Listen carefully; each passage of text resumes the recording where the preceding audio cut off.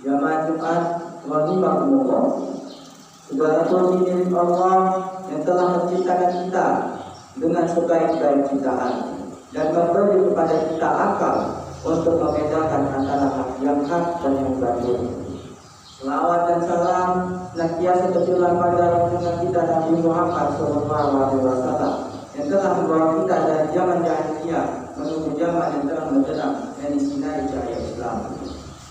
Dari mimbar ini kami menyuruh jamaah sekalian untuk selalu meningkatkan takwa dengan setidaknya memperhatikan 3 perkara, mentaati Allah, dan 3 dan tidak bermaksiat, selalu mengingatnya dan tidak melupakannya, bersyukur atas karunia-Nya dan tidak memperburukannya.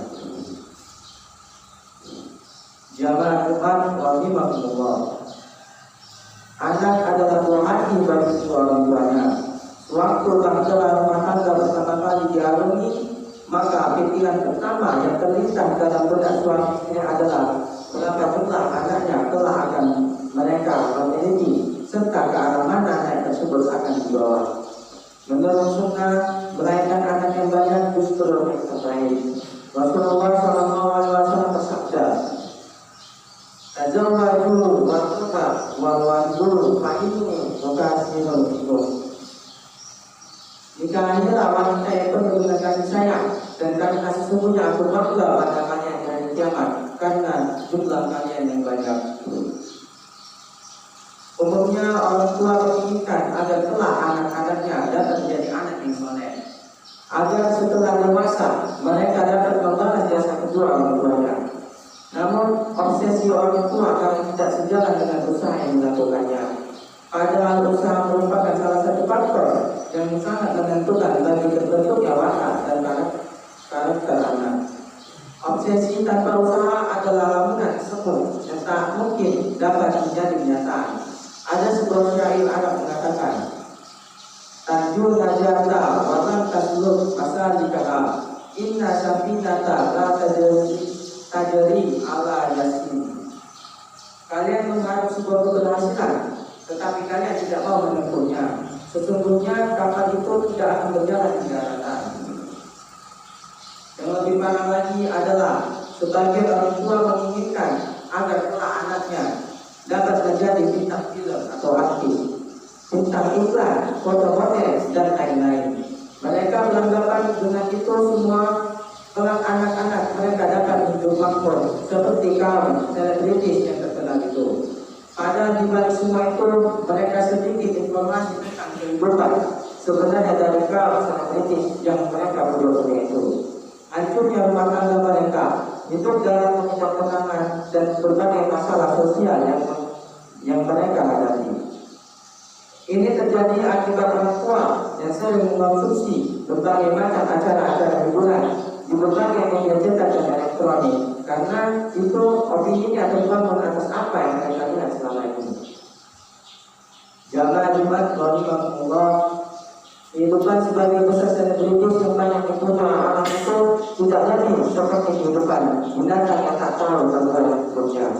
Selain hanya makan dan menyumbangkan nafsu belahan, mula-mula perbuatan bebas, hilas narkoba, dan gaya hidup yang serba belum tahu adalah konsumsi sehari-hari mereka. Sangat jarang kita saksikan di antara mereka ada yang peduli dengan tujuan hakiki pencipta Allah Ta'ala. Kalaupun ada itu hanya menjadi dibuat ispat sebagai alat untuk meraih tujuan duniawi, untuk mengejar masyarakat tentang keadaan mereka yang sebenarnya. Apakah kita ingin anak-anak kita menjadi orang yang jauh dari agamanya? Kelihatannya bahagia di dunia namun menderita yang jelas. Allah berfirman, "Ya ayyuhalladzina amanu qu anfusakum wa ahlikum nara wa qudha an-nasu wa ja'altum 'alaiha malaikatun ghilazun shidadun la ya'sunaka ma amara wa yaf'aluna ma yu'marun." Hai orang-orang yang beriman, peliharalah dirimu dan kamu dari api neraka yang bahan-bakarnya adalah manusia dan kasar. Terjaganya malaikat-malaikat yang kasar, keras, dan tidak menghargai Allah terhadap apa yang diperintahkannya kepada mereka dan selalu mengerjakan apa yang diperintahkannya. Banyak orang tua mementingkan perkembangan anak dari segi intelektual, fisik, dan ekonomi semata dan mengabaikan perkembangan iman. Orang tua terkadang berani melakukan hal apapun yang penting kebutuhan pendidikan anaknya dapat terpenuhi, mencari kursus-kursus mata pelajaran untuk anak nilai akhirat akhirnya memuaskan. Sementara pemasukan anak-anak mereka pada TK Al-Quran terasa begitu berat. Padahal aspek iman merupakan sebuah pokok bersifat dibosankan bagi anak. Banyak orang tua memperhatikan masalah makan anaknya, dicarikan makannya 4 sehat 5 sempurna, pakaian yang dipilihkan yang mahal dan bergengsi, sementara masyarakat tidak pernah memperhatikan. Mereka larang anak-anak mereka untuk mempelajari Islam dengan alasan takut jika mengganggu belajarnya dan menjadikan nilai sekolah yang anjlok. Perlu dipahami bahwa anak dan orang tua tidak akan pernah bahagia dunia akhirat jika tidak memiliki bekal agama yang baik. Sebagai orang tua yang bijaksana mampu memperhatikan langkah-langkah yang harus ditempuh dalam merealisasi obsesinya melahirkan anak yang soleh. Di antara langkah mereka tersebut adalah: 1. Opini atau persepsi orang tua tentang anak yang soleh harus benar-benar sesuai dengan kehendak Islam berdasarkan Al-Quran dan Sunnah. Rasulullah SAW bersabda, "Iza makan adama in qata'a amaluhu illa min salasin, sedaqatin jariyatin aw ilmin yuntafa'u ini aw waladin shalihin yad'ulah." Jika wafat anak cucu Adam, maka terputuslah amalan-amalannya kecuali 3: sedekah jariyah atau ilmu yang bermanfaat atau anak yang soleh yang selalu mendoakannya. Dalam hadis ini sangat jelas disebutkan ciri anak yang soleh adalah anak yang selalu mendoakan kedua orang tuanya.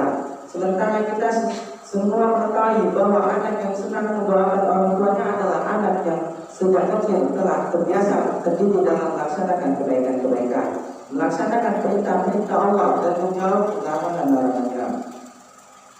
Anak yang soleh adalah anak yang tumbuh dalam naungan dirinya, maka mustahil ada anak dapat bisa mendoakan orang tuanya jika anak tersebut jauh dari perintah-perintah Allah dan senang bermaksiat kepadanya.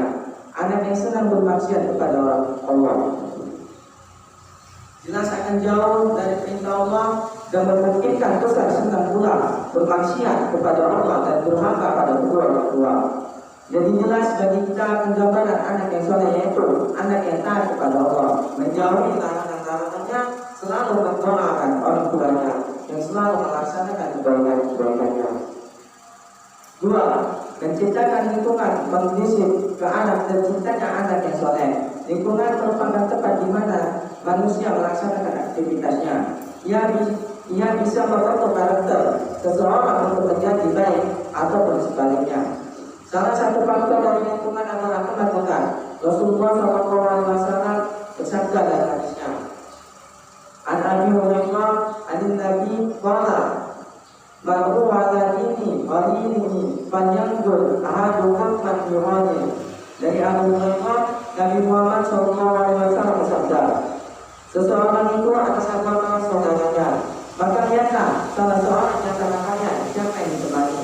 Bahkan Imam Hasan Al-Basri berkata, "Iwaluna akla iktana min ahlina wa ahluna yazukana nanabun dunya wa iwaluna yuzakuruna bil akhirah." Saudara-saudara kami lebih berharga kami dibandingkan keluarga kami, karena keluarga kami senantiasa mengingatkan kami tentang dunia, sedangkan saudara-saudara kami senantiasa mengingatkan kami tentang akhirat. Betapa pentingnya lingkungan dan teman dekat sehingga Imam Hasan Al-Basri lebih menganggap berharga dibandingkan keluarga. Jamaah Jumat rahimahullah, sedangkan secara mikro lingkungan dapat dibagi dalam 2 bagian, yaitu 1. Lingkungan keluarga. Keluarga merupakan sebuah institusi kecil di mana anak mengawali masa-masa pertumbuhannya. Keluarga juga merupakan madrasah bagi sang anak. Pendidikan yang didapatkan merupakan fondasi baginya dalam pembangunan watak, kepribadian dan karakternya. Jika anak dalam keluarga senantiasa terdidik dalam watak keislaman, seseorang bapak dan ibu yang memahami bagaimana bentuknya rumah tangga yang islami, mendidik anak-anaknya, maka kepribadian akan terbentuk dengan warna Islam. Namun sebaliknya, jika anak tumbuh dalam suasana yang jauh dari nilai-nilai keislaman, maka jelas telah dia akan tumbuhnya menjadi anak yang tidak bermoral. Seorang anak yang terlahir dalam keadaan fitrah, kemudian orang tuanya yang mewarnainya. Rasulullah SAW bersabda, "Kullu mauludin yuladu ala fitrah, fa'abawahu yuhawwadani, au yunasaruni, au yumajjasani." Setiap anak dilahirkan dalam keadaan yang fitrah, maka orang tuanya lah yang menyebabkan dia menjadi Yahudi, Nasrani atau Majusi. Para ulama menjelaskan bahwa fitrah di sini adalah mengenal Islam. Artinya seorang anak secara naluri mengenal Islam. Akan tetapi orang tuanya yang akan memelihara fitrah tersebut dengan mentarbiyahkan menjadi muslim yang baik atau menghancurkan dengan memberi pendidikan yang jauh dari Islam. 2. Lingkungan sekolah. Sekolah adalah sebuah lingkungan yang sangat berpengaruh pada pendidikan anak. Jika orang tua tepat dalam memilih sekolah untuk anak-anaknya, sekolah yang di dalam tercipta lingkungan Islami, para guru yang paham tentang pakaian muslim dan muslimah, paham tentang akhlak Islami dan mengajarkan pemahaman yang benar pada murid-muridnya, maka orang tua telah tepat dalam membina anaknya. Tapi sebaliknya, jika orang tua memilih untuk anak-anaknya sekolah sekuler, guru-guru yang memiliki keyakinan bermacam-macam, mulai dari ahli syirik, ahli maksiat, dan bahkan guru-guru kafir, tidak paham bagaimana berusaha muslim dan muslimah, guru yang terlalu bejat, maka sebenarnya orang tua merumuskan anaknya ke dalam bentuk penghinaan dan kehancuran. Jawaban salat Jumat yang dimuliakan Allah. Oleh sebab itu, orang tua seharusnya mampu melihat anak cermat dan jeli ketika memilih sekolah yang pantas bagi anak-anak mereka. Orang tua tidak boleh memasukkan anak mereka di sekolah-sekolah favorit semata dalam hal intelektual dan mengabaikan faktor perkembangan agama dan akhlak bangsa anak. Ingatlah bahwa sekolah akan memberi warna baru bagi setiap anak di dunia, entah itu warna yang lain maupun warna yang jelek. Dan kita pada bulan ini harus memilih sekolah yang paling baik untuk anak-anak kita. Maka pilihlah yang paling mampu untuk membina mereka semakin bertakwa dan takut pada Allah Ta'ala. Ibnu Sirin berkata, Inna hazal ilma dinun, fanzuru akan datang huzur binakum. Sungguhnya ilmu ini adalah din, maka lihatlah dari siapa kalian mengambil din kalian. Untuk yang kedua ini, marilah kita bersama-sama merasa peduli terhadap kelangsungan hidup generasi kita. Semoga dengan kepedulian itu, itulah Allah Ta'ala senantiasa menurunkan pertolongannya kepada kita dan memenangkan Islam di atas agama-agama lainnya. Jamaah salat Jumat yang dimuliakan Allah, demikianlah penjelasan tentang permasalahan tanggung jawab kita sebagai orang tua terhadap anaknya dan anaknya sebagai orang tua.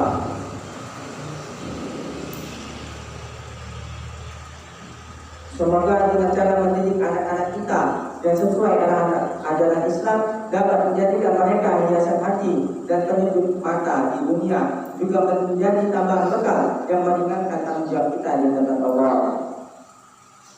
Barakallahu alaikum bil Qur'anil hakim wa nafa'ani wa iyyakum bima fihi min ayatin wa dhikril hakim wa taqabbal minni wa minkum tilawatahu innahu was-sami'ul 'alim.